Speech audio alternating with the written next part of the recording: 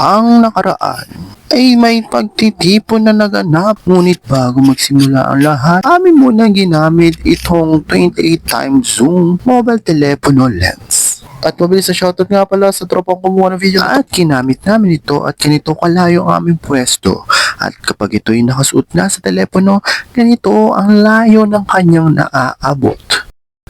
At iyan, may halamang kumakaway-kaway na misto na ipag-usap at mga ibon naglalaro sa lupa na tilay akala may walang pakpak pero meron iyan.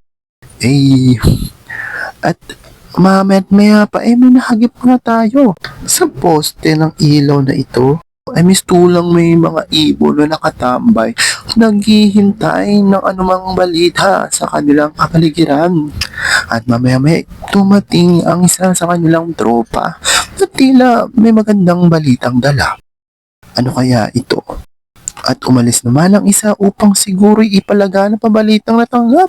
O tila nga namang napakabilis ng chismis. Pero ang hindi chismis, itong mga maya pala ay galing pa sa Europa. Ayun, at ganyang kalinaw ang telepono lens. Napakaswerte natin na kuno natin ang ganitong klase ng insidente di umano. At lumipad nga ang aming team at mistulang may humarang sa camera. Ewan ko ba kung ano ginagawa niya dyan, pero sinubukan lang talaga ng aking mga kasama kung ano itsura pag may subject dun manda sa medyo kalayuan. Ngunit hindi nila alam kung paano i-focus kaya ayan, medyo malabo. Pero effect na rin kasi magang ating mata at pangat kupit.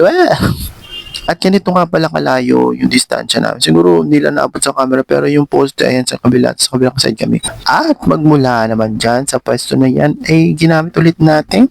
At ayan ay tayo'y sinwerte at nakakita tayo ng maya. At meron pang isa. Ayan, diba? Na-zoom pa ng ganyang kalapit. Ang zoom nga pala ay gamit ang mobile telephone. Ang focus ay ginagamit yung lens. So, ayan, di ba? Napakadaming maya sa paligid.